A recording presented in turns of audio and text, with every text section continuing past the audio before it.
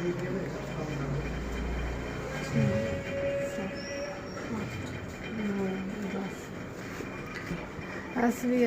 2 अगस्त ਨੂੰ ਤੁਸੀਂ 10,000 रुपया ਦਿੱਤਾ। ਤੁਹਾਡੀ ਮਿਹਰਬਾਨੀ, ਅੱਲਾਹ ਤੁਹਾਨੂੰ ਸਭ ਤੇ ਸਿਹਤ ਦੇ, ਅੱਲਾਹ ਤੁਹਾਨੂੰ ਤੰਦਰੁਸਤੀ ਦੇ, ਅੱਲਾਹ ਤੁਹਾਡੇ ਕਾਰੋਬਾਰ ਨੂੰ ਇਵੇਂ ਚੱਲਦਾ ਰੱਖੇ ਤੇ ਅੱਲਾਹ ਤਾਲਾ ਤੁਹਾਨੂੰ ਕਿਸੇ ਦਾ ਮੁਹਤਾਜ ਨਾ ਕਰੇ। ਰੱਬ ਤੁਸੀਂ ਇੰਨਾ ਤੁਹਾਨੂੰ ਦੇਣਾ, ਤੁਸੀਂ ਸਾਡੇ ਰੰਗ ਗਰੀਬਾਂ ਦੀ।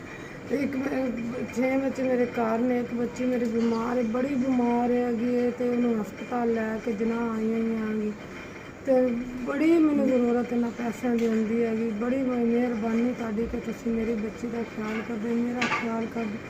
ਕੀ ਮੰਨ ਜਾਣ ਕਿ ਮੈਂ ਬੇਬਸ ਹੋਈ ਪਈ ਆਂਗੀ, ਮੈਨੂੰ ਕੋਈ ਰਾਹ ਨਹੀਂ ਨਜ਼ਰ ਆਉਂਦਾ ਕਿ ਮੈਂ ਕਿਹੜੇ ਪਾਸੇ ਲਿਆ।